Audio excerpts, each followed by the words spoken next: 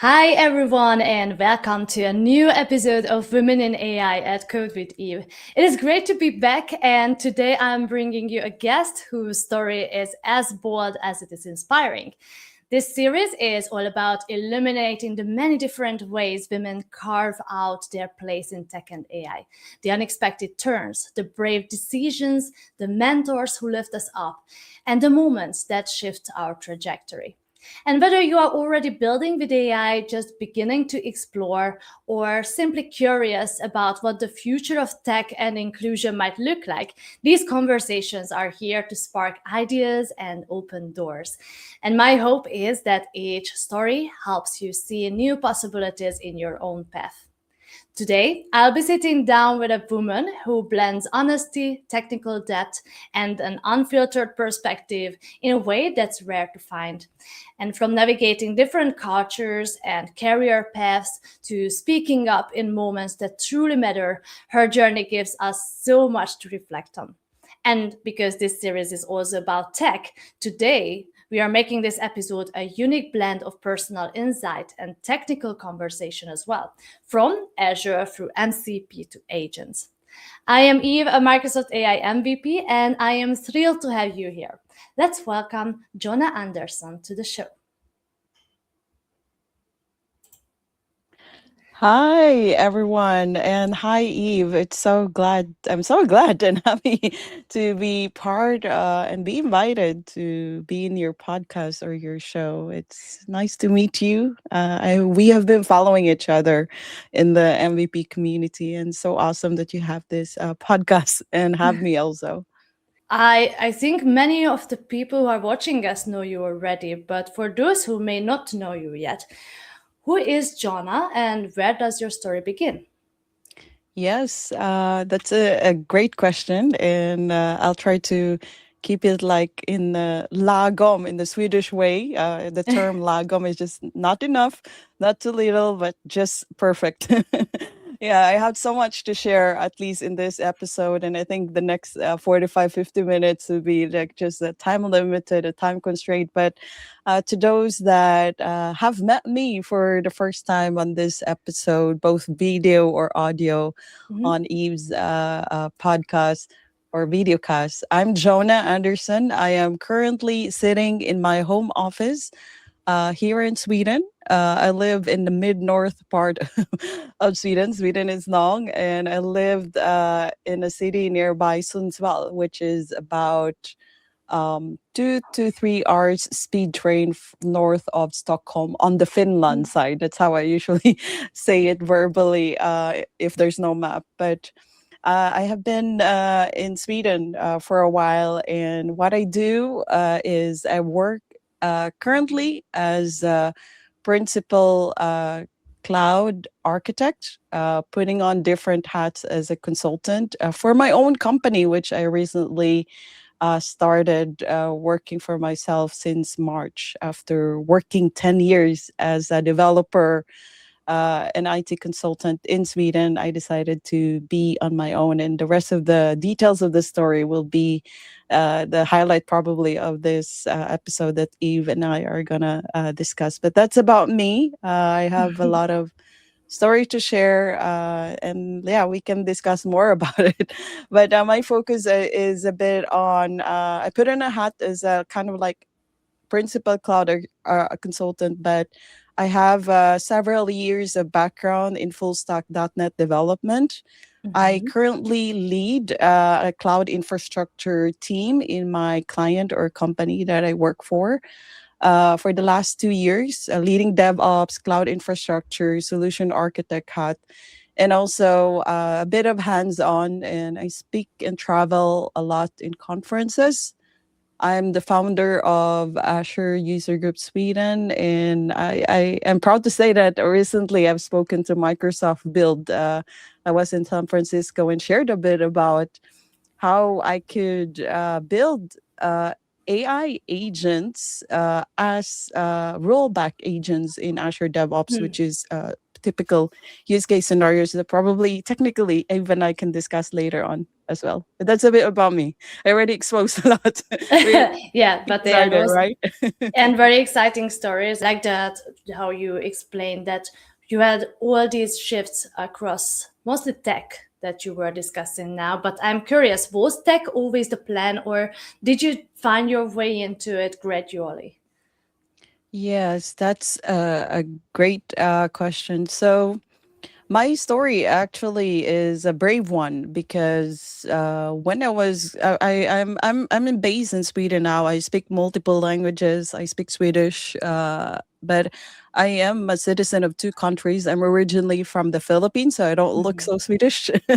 I'm originally from the Philippines. I moved here, but my story started in the Philippines. And tech was not like working as a developer or programmer or being where I am today was not actually the initial plan. I didn't expect to be here, but because of resilience, life circumstances, bravery, curiosity, and me willing to learn all the time, I ended up from the Philippines to Sweden, where I am now. Also, as the book author, learning Microsoft, the book that you see behind is a book that I authored, and I didn't expect I would be an author as well of Microsoft's biggest cloud platform, which is Azure. But that's another story to share.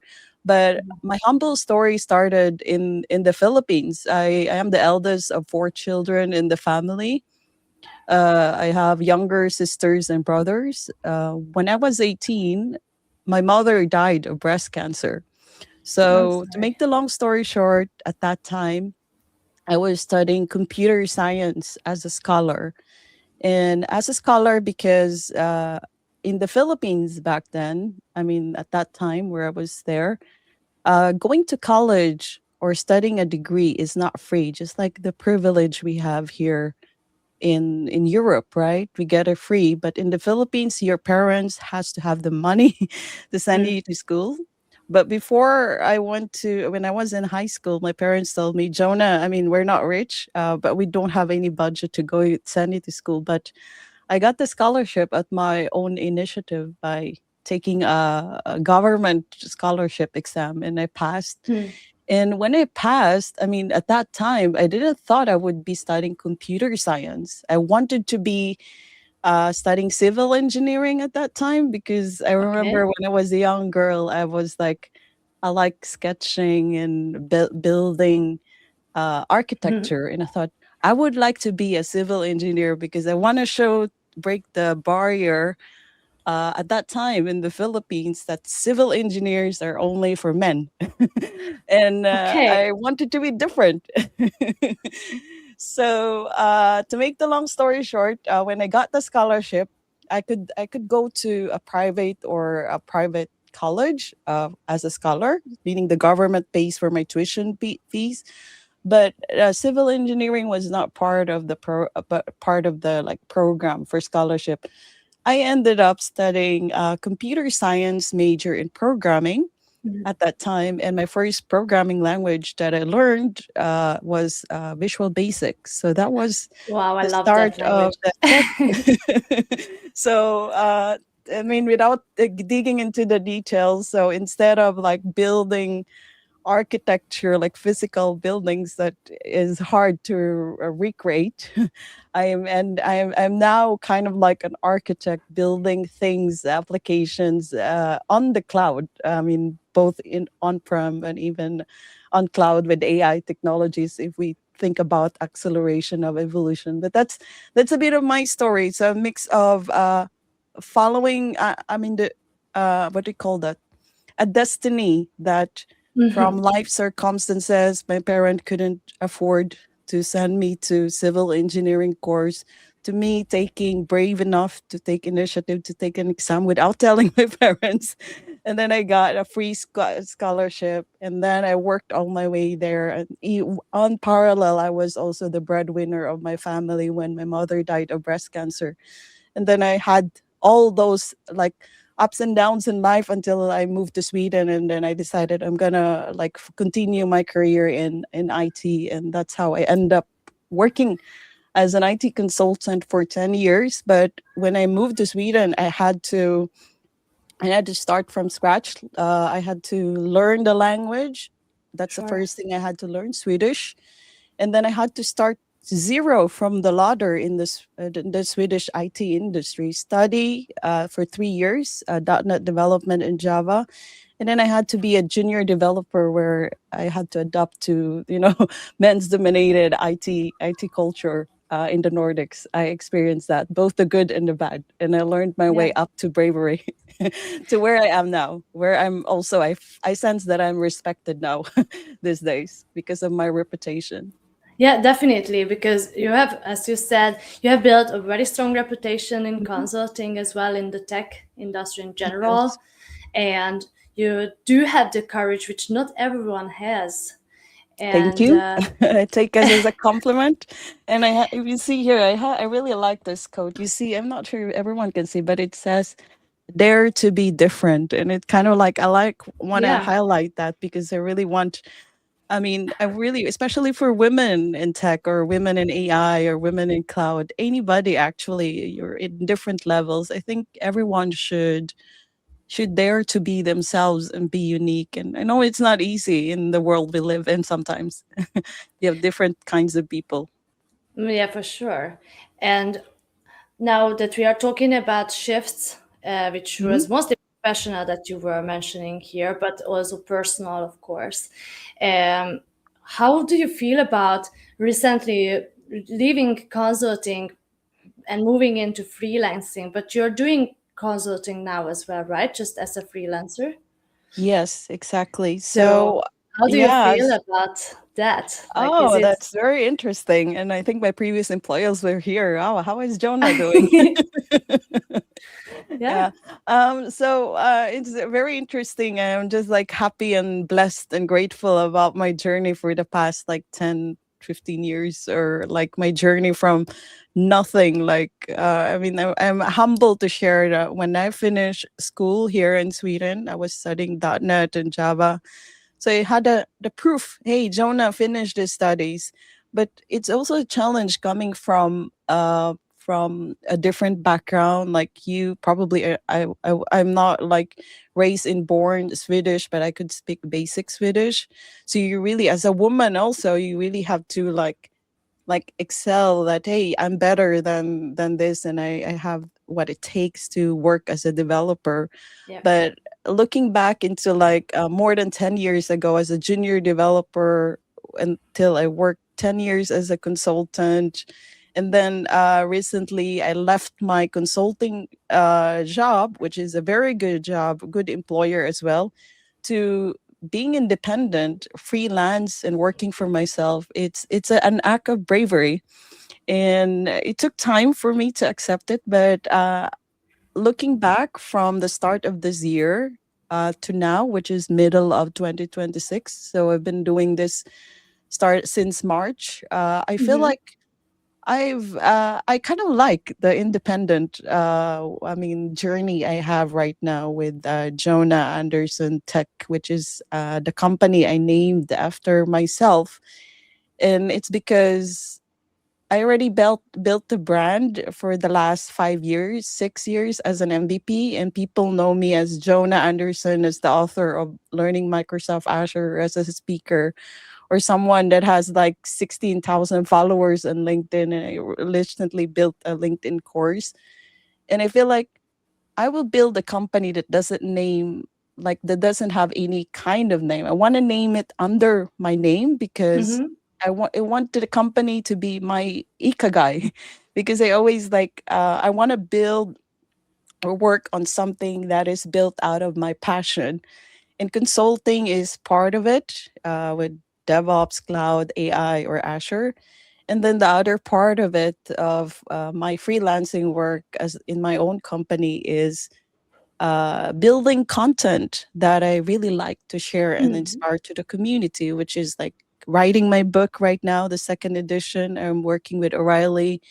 I recently built a course with LinkedIn Learning, and also speaking at conferences or delivering workshop to developers that relates to my to my ikigai, the Japanese concept of doing what you love and get paid for it, if you know what I mean.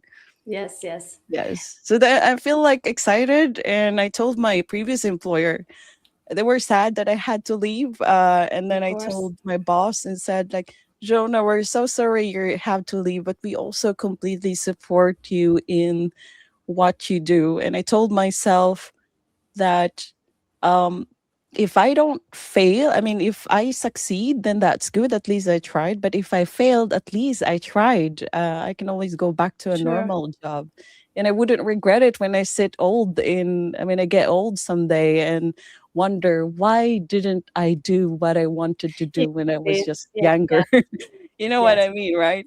So, yeah, that's the story. And you can sense that I'm kind of like satisfied so far. I do, and I imagine there are things you look at now and think, yeah, this is exactly where I'm meant to be, Yes, right? exactly. Yes. As long as you love what you do and you enjoy it, you get paid for it, and that's fun. And next to your everyday job, you have mentioned already, you are also an MVP.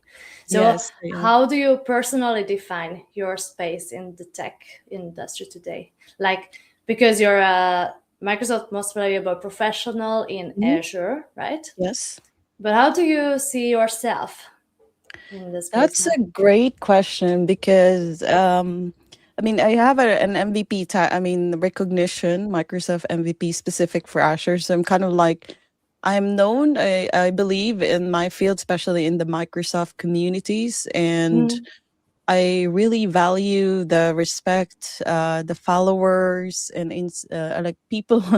I get really inspired. I always like to say, like, the more I inspire, the more I also get inspired when I see yes, people that follows me message me like, Jonah, I mean, we love what you do. I mean, when they tell you that you inspire them, as someone that, you know how it works with the Microsoft MVP, I mean, community, right?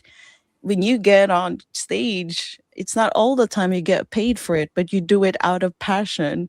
And yes, when you use and free time as well. So when you get messages from your follower and they tell you, especially women in tech or women that works in our industry, and they tell you, we're very inspired about your talk or seeing you on stage, that really uplifts my spirit and fulfill my vision, that I really want to inspire what I do to others. Especially, I have a big heart for those that are still starting their journey, hmm, because I know how it is to start from nothing. I mean, you know my story, right? So I'm really putting.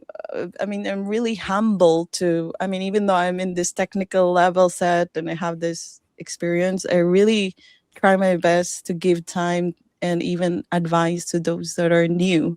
So I see myself, I mean, both as a Microsoft MVP. I mean, the job that I have working in my own company, I'm kind of like CEO also, doing learning admin stuff in my own company, and as an certified trainer and hmm, as a speaker, an author. I see myself as someone that is here in the industry to inspire technology. I mean, not in a advanced level, because one of the things I notice and why I started speaking in the tech industry or on stages, it's because IT industry is always like thought, I mean, misunderstood, that it's like very difficult, but it's not. So I really want to inspire girls and women in tech. I mean, who really wants to break into our careers to see us as role models. You yourself, you are a role model in AI. I'm a role model in what I do, and I think all of us women that are working in IT, in any field in IT, are are are kind of like role models in our own way. And I think yeah. speaking up and showing ourselves genuinely who we are and how it really is, without bias or sugarcoating, and I think that's will make us more human, at least, especially in the AI evolution age, where there's a lot of robots going on, if you know what I mean. No, I have no idea what you're talking about. You're the AI girl. And Okay. you wear so many hats like speaker, community leader, Yes. mentor, writer. Which activities energize Yes, you the most? you see it in my back.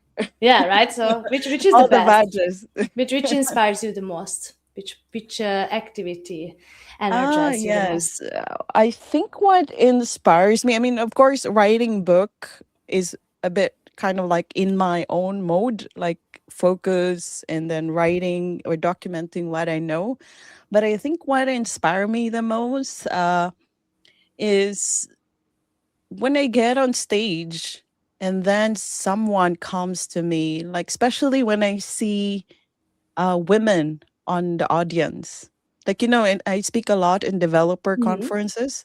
And when I see a few women, I'll be so happy because, I mean, you know, to conferences are dominated by men, especially developer ones. So when you Yes. see a few and then they come to you, on meetups or conferences and they tell me that, hey, I'm really really inspired about what you do, I want to do this and I want to be like you.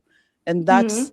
that really inspires me the most. So even if it takes time to build a talk, to prepare for a talk, and even if I've done talks a lot, I still get nervous. But when you see that feedback or inspiration from others who are new in the industry, it felt like I've planted a seed of inspiration in that person, and that will grow into something bigger in the coming years, even if I lost contact with that person. So that's what Yeah. inspires me the most. And I think that fulfills my why mission as a person in my career or even in my personal goals. And that's a very beautiful image that you Yes. drew up for us on this one. Part Thank of the you. That's one at visibility. least. Yeah, sorry. Yes, But you for asked sure. one, but that's my most favorite actually. And sometimes it's I still follow those women actually that told me that, and it's very inspiring when I see them in like in not just one event but a few events. They really make most of the time when I'm in the city. Oh, Jonah is speaking there, then we need to be there, and then they bring their friends, which is good. That's so nice. That's so nice. And Yes, that yeah, is really sparkling your heart. I can yeah, imagine. it is. Yes. Yeah.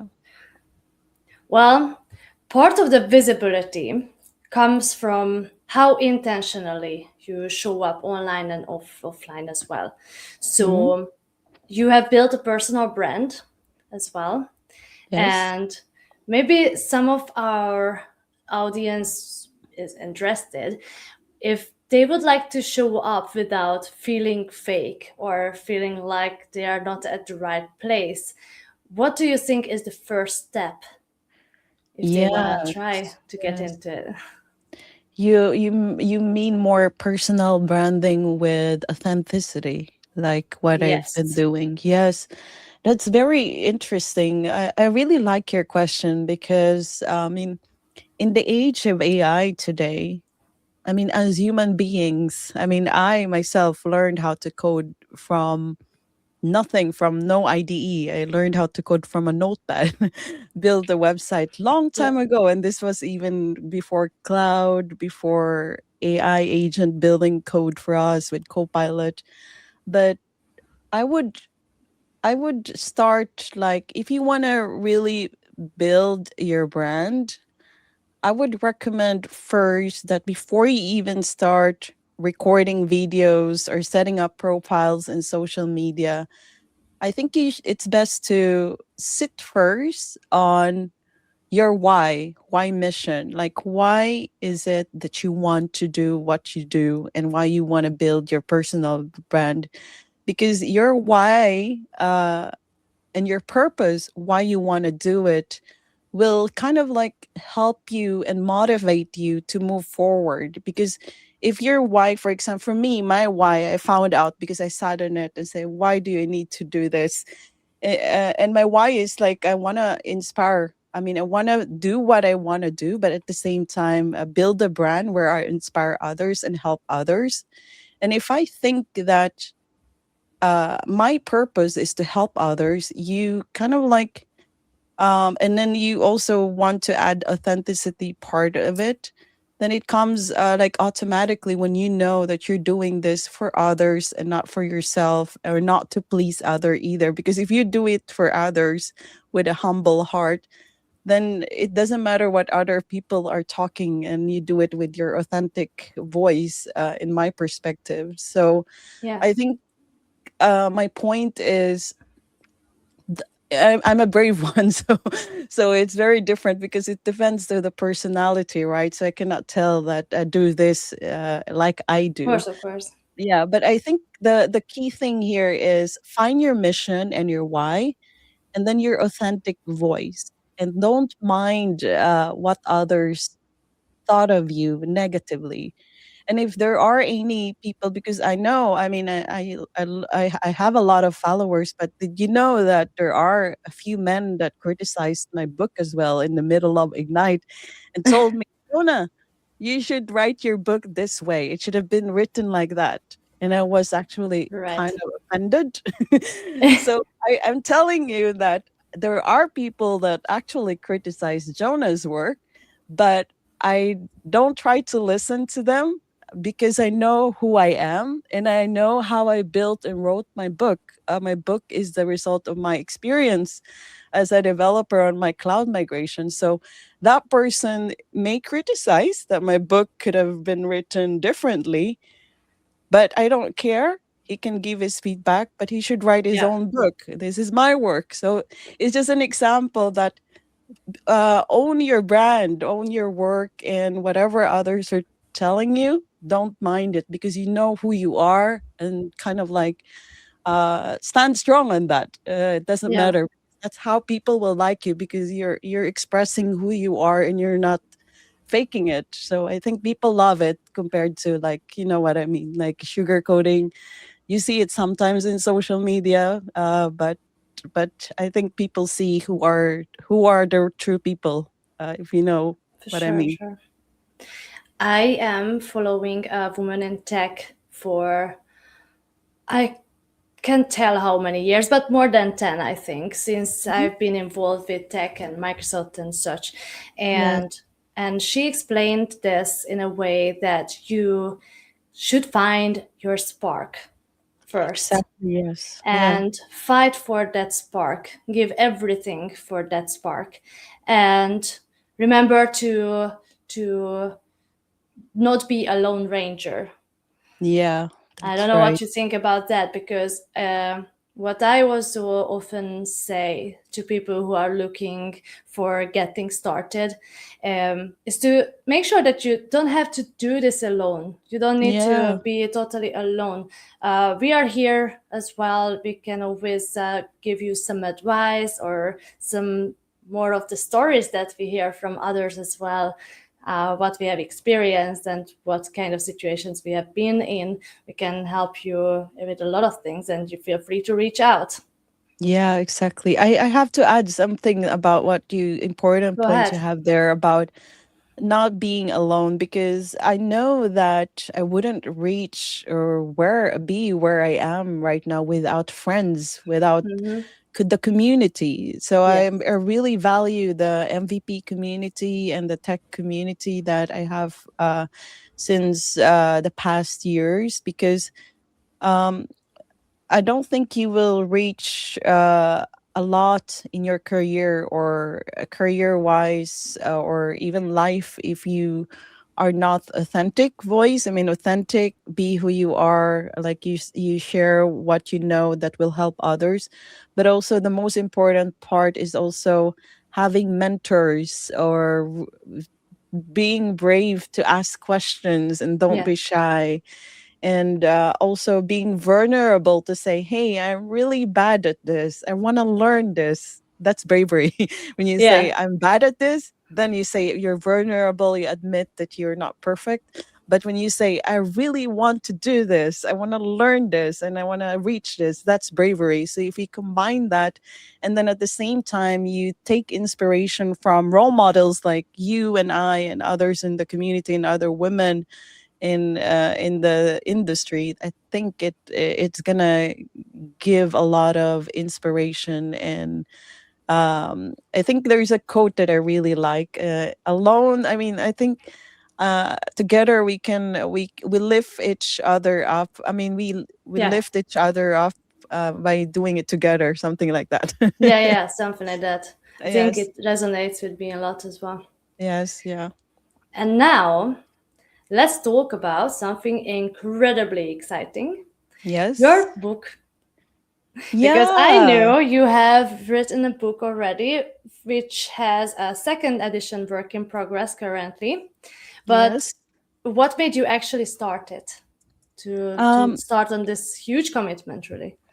yes, that's good. It's good to see that one. So this is what we're talking about, my book. So I built a website for my book. So I named it learningmicrosoftazure.com. So the first one that you see there, first edition, that has been released, I think 2023 or a few years ago. Hmm. And you did ask the question why I wrote the book. Actually, to start with, I did not plan to write a book.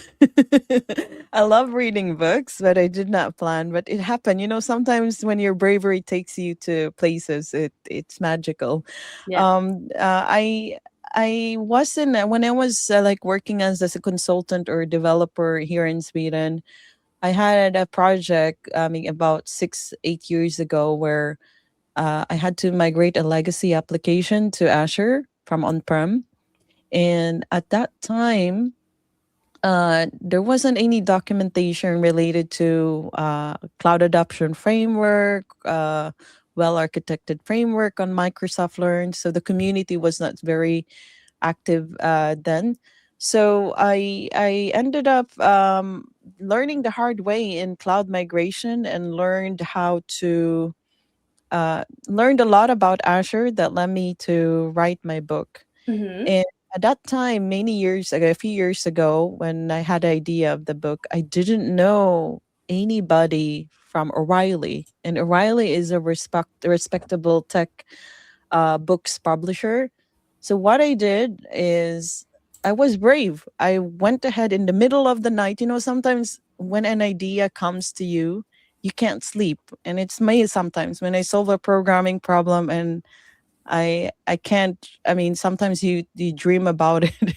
But I had an idea have been like bugging me for a while. So what I did in the middle of the night, I think it was around 2 a.m. in the morning, I Hmm. couldn't sleep.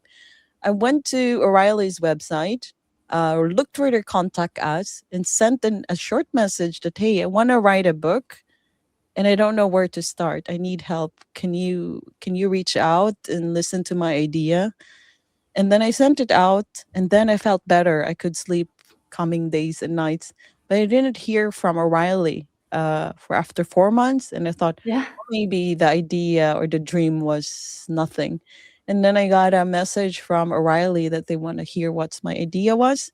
And at that time, there wasn't any book about learning how to do like learn Microsoft Azure. So Hmm. we came up with the first edition, and recently, last year, I reached out to O'Reilly that, hey, the AI chapter of my book is outdated because you know how it went quick, right? Of ChatGPT course.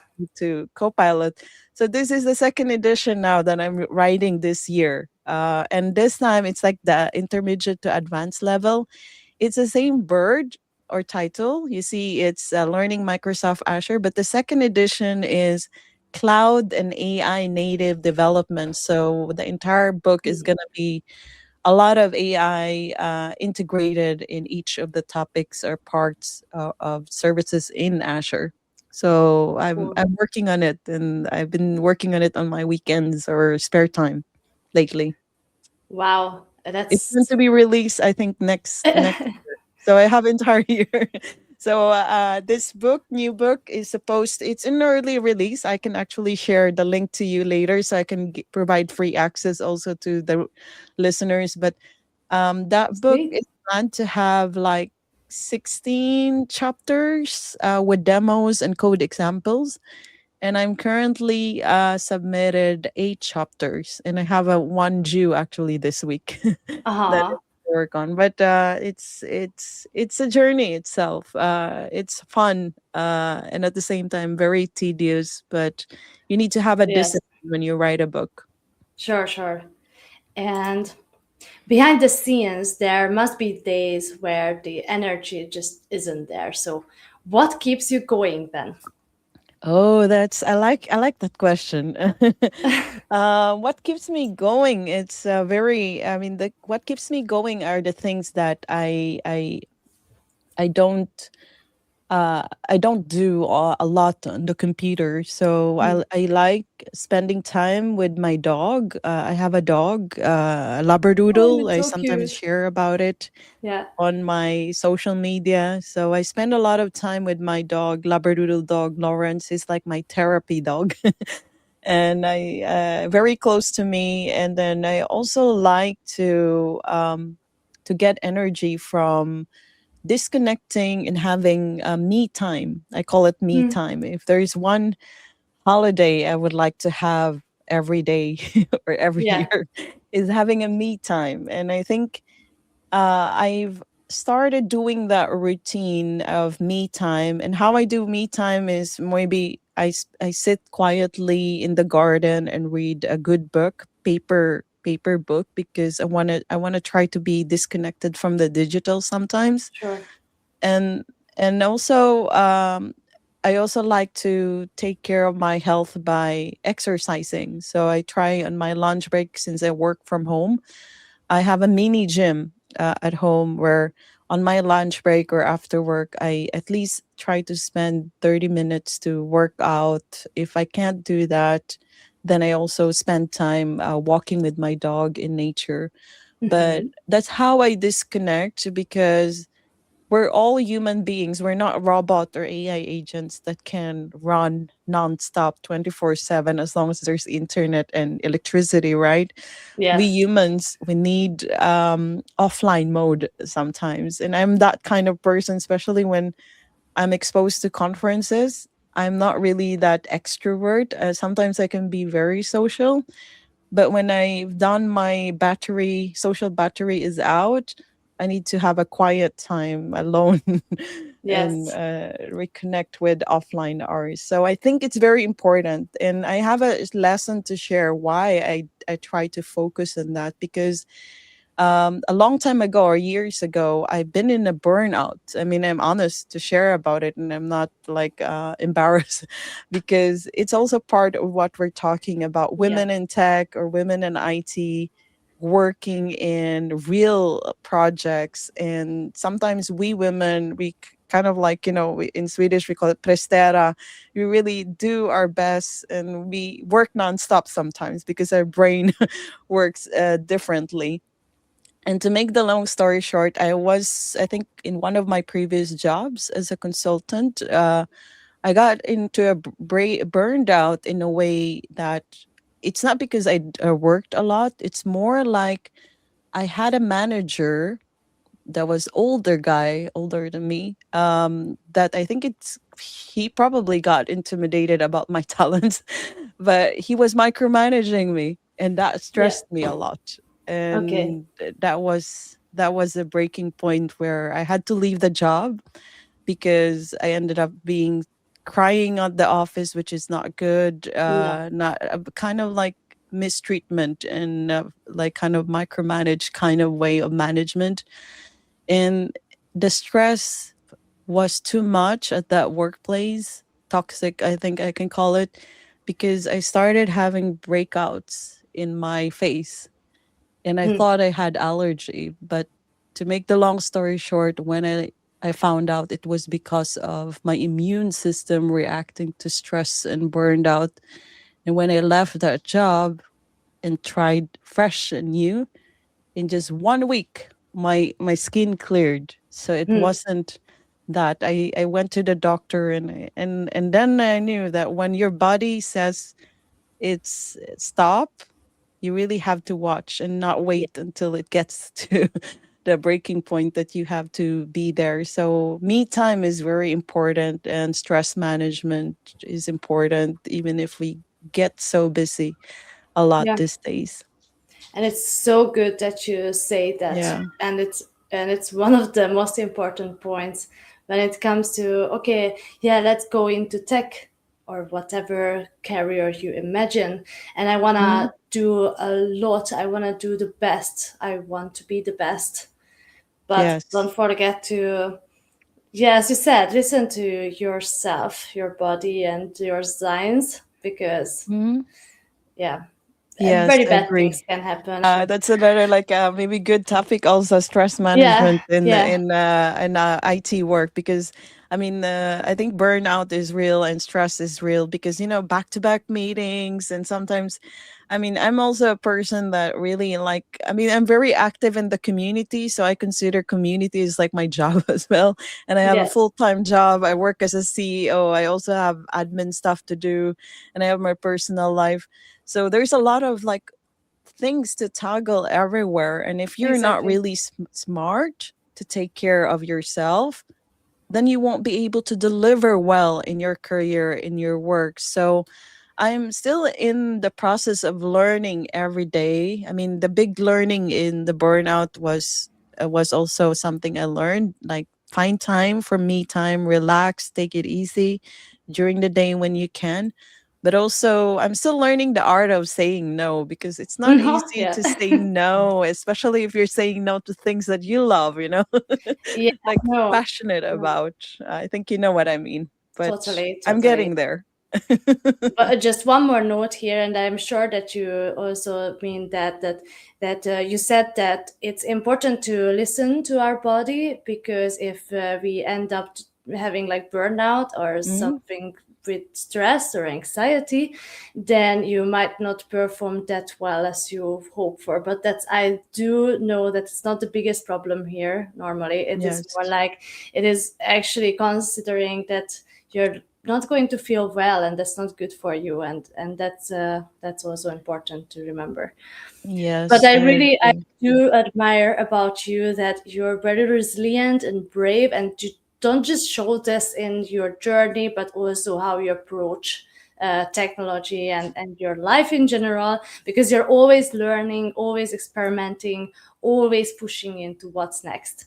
And that's a really Yeah. good way of thinking. And lately you have mentioned earlier, you have been talking at the Build conference. Congratulations Yes. again for that wonderful opportunity. I can imagine you felt like, I don't know if I can say that, but like a tech princess walking in the, Wonder Woman. yeah, that's perfect as well. Yeah. So, what was your Yeah. talk about, and how did you feel? How was the feedback afterwards? Yes, I'm still waiting for the feedback, or I haven't checked Okay. it yet. But I got a good feedback actually in person. The after conference, I'm still waiting. But at Microsoft Build, it was actually my first time to attend Microsoft Build, because as a developer, I've been attending it virtually. But I got an opportunity through the Azure MVP community also to get a speaker slot, and I got a session. I delivered a session where I shared my idea, my project, on how you can build AI agents using Azure Functions MCP tool trigger on .NET as like rollback agents on Azure DevOps. So I really spent time with the demo, code demo for that implementation, where I have the code in C sharp in .NET, and then I have the Azure DevOps, and then the flow Mm-hmm. in Microsoft Azure. And that was actually a lot of people that watch it, that Microsoft Build asked me to do a replay on day two. So I had it in two times. Sweet. So day one and then day two to do a replay, because my talk, demo talk, like which is a lightning talk only, Mm-hmm. I only had 15 minutes to show my code and my idea, and it wasn't recorded. So they wanted to do a replay on day two. But I was very satisfied that I delivered and have spoken a talk, which is a technical talk about AI agents, to Microsoft's big developer conference in person. So I'm very happy, and it's good representation also, like women on stage, which is very rare in developer conferences wherever you go. Yeah. Mhm. Yes. So, what are you most excited about today when it comes to tech? Um, I'm very excited about, like, I mean, there, of course, there's a lot of things we need to learn. I mean, For the sure. overwhelming topics and technologies related to AI is happening. I mean, regardless if you're working as an AI engineer or whatever role you have in IT, developer, architect, there is a lot to learn. And what I'm excited about, I mean, at least I can name a few. I'm excited about. I'm glad that MCP exists. Mm-hmm. That allows us to integrate our applications with AI, and integrating with language models that exist. I'm also, curious and like excited about how this autopilots and agentic AI workflows would help us with like orchestration of tasks and automation of tasks that requires like manual time and tedious tasks that we can automate. So I think the innovation and technologies, MCP, AI agent development, the workflows and copilots, what it can do can really help us with a lot of things, solve a lot of problems, and even productivity, developer wise or whatever what we do. So Like I'm what excited problems? about that. I do have also a bit of like, what do you call that? Not concerns, but also challenges or things I see that we as developers or users or engineers need to be mindful about as well. Mm-hmm. Yeah. You mentioned you do it did, so MCP, for example, solved a lot of the problems. So, what kind of problems did it solve for you? I believe that MCP is a good way to kind of like in my perspective, I mean, I'm seeing it in a development perspective. As a developer, usually you talk to endpoints or integrate other applications using REST APIs. Mm-hmm. But with the help of MCP, I mean, they're not competing against each other, but with the help of MCP, as a protocol for like injecting AI systems into your existing apps, it makes it easier in a way that you don't. I mean, organizations or project doesn't need to spend a lot of time with integrating databases from that system, or in building code solutions for the authentication of that part. What they can do is they can either choose to implement an existing MCP like Azure MCP, GitHub, Playwright, GitHub, or whatever that exists into the existing one, or they can build their custom one using the MCP or the protocol itself. So I think it Mm-hmm. creates more opportunities for AI integration, which is pretty early at this stage right now, but there's a lot of potential using the MCP protocol or the protocol itself. Yes, but with every new and cool things, there are always some consideration that you need Yeah. to remember to do. For example, where do you think people should be cautious or intentional when adopting MCP approaches? Is it maybe Uh, security? yes, exactly. Not just MCP, actually. I mean, in everything AI that we integrate into our system, right? I mean, not just AI, but anything that we put in our existing system that needs to be secured. AI or anything that reads our data needs to be secured. So I totally agree that security and compliance should be like things that everybody, including engineers that build with AI or MCP, needs to think about. So on my recent talk, and even last weekend, I was teaching AI 901 to a Hmm. group of underrepresented students, or like beginners of AI in the Philippines. And I did highlight a topic. Part of that course is about the responsible use of AI, and Yeah. the three pillars of AI, things to think about, like transparency. Is it secured? Is it inclusive? And all those things. So I think security uh, and other factors are very important to think about, not just when it comes to production, but also when someone is building with it in the app, and also when someone is training the AI with the data that it needs to learn, because Yeah. AI is learning from data, right? If the data is not really is biased. I mean, one problem I see is bias in the data that AI is learning. And we already know before AI came. I think you and Håkan had a podcast, I think, once, because you were in AI 42 school. And I remember Yes. one of the things that also was trending before all this AI evolution came was the issue of gender bias. All kind of biases can happen also, and AI learns from the Yeah. data that it learns. But what if we Like teach it crap the in, wrong crap data? out. Then I think that's also things that I think everyone needs to think about, and not just the good stuff, but Yeah. also think about, hey, back off and let's see, are we Exactly. really Exactly. ready for this and making this difference? What mistakes do you think early adopters might make? Like over engineering with MCP, maybe? Yeah, I think so. Over engineering, and also being, I mean, in my perspective, not using the brains.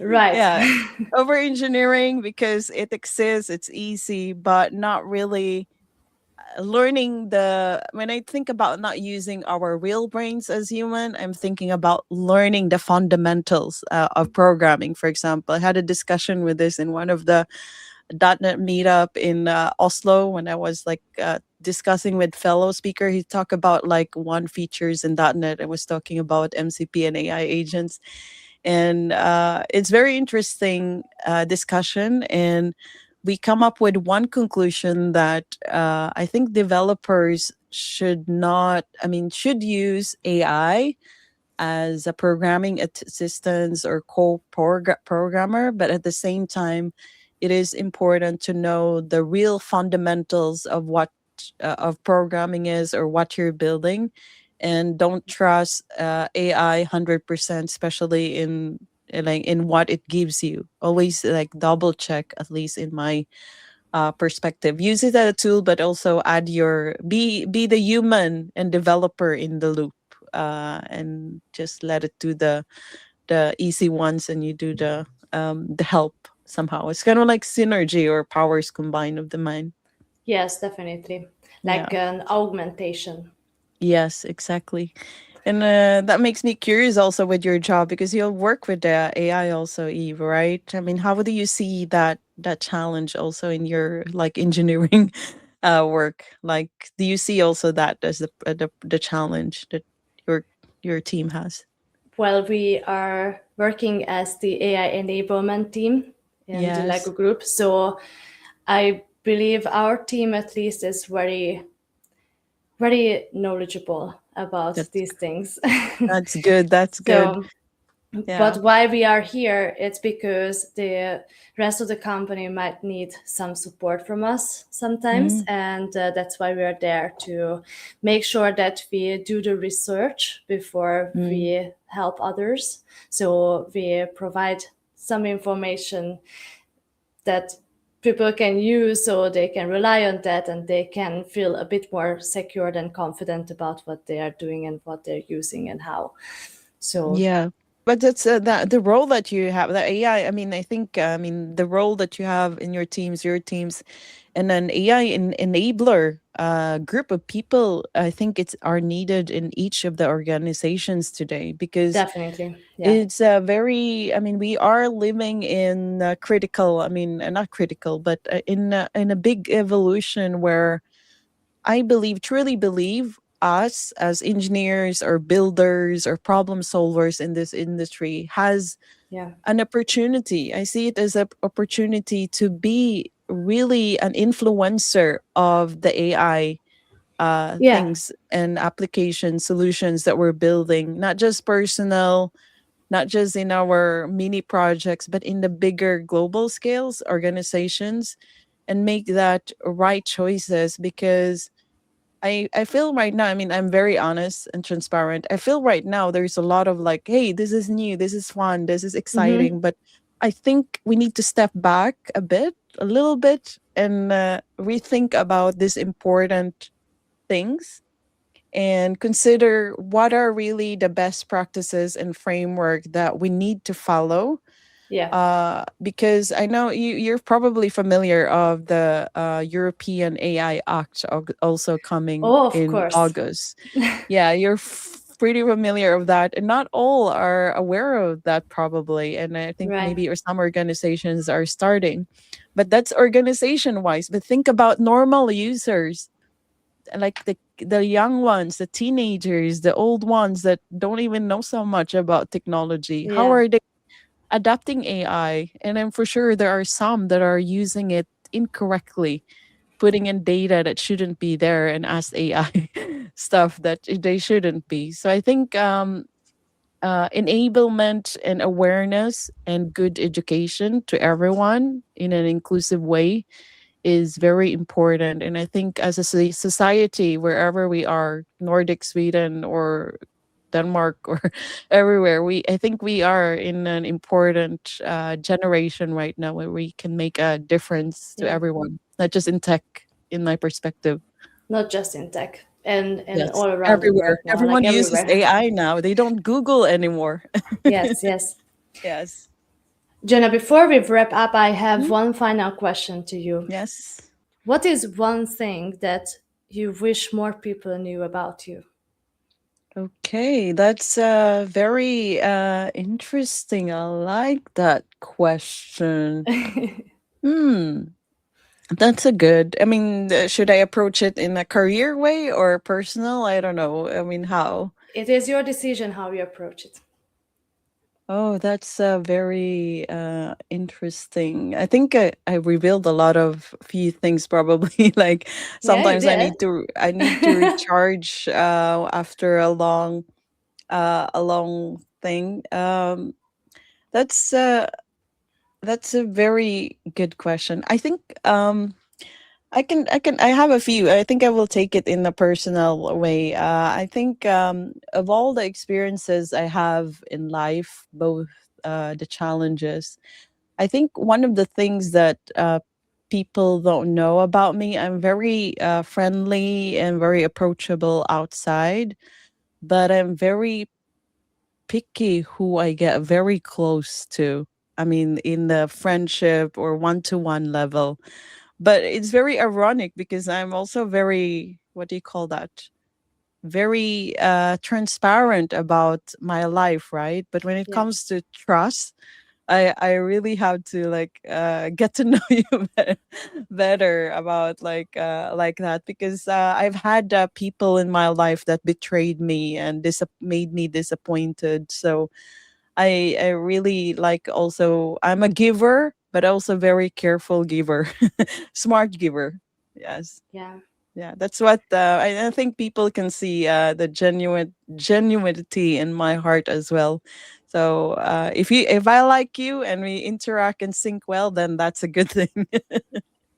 And I'm Okay. smiling because Yeah, that's I'm very bad in pretending. I cannot win a poker game because I no, me cannot neither. fake how I feel. Jenna, thank you Yeah, so much for this discussion. It was really you're welcome. inspiring, and I think it was really interesting to talk about some of the vulnerabilities we may have. Yes. Yeah. And This is to the audience. If you would like to reach out to Jonah, you can do so on LinkedIn, and feel free to reach out because she is so happy to talk with you. So Mhm. That would be great. yeah. So Yes. with that, Jonah, thank you again for joining us today. I wish you all the best. Yes, and thank you so much also for having me, Eve. I'm grateful to share my insights, and I appreciate to have your stage also to share it with you. Thank you. So I would like to advertise a little bit because our next Women in AI session will be on the 15th of July. And I'll be welcoming another awesome woman, and she's gonna tell about her journey across healthcare, research, business, and tech. So stay tuned for details. You can hear more if you follow me on Twitter as Eve Party, or on LinkedIn. You can find me as Eva Party, and you can also find me on Facebook as Code with Eve. So see you next time. Bye.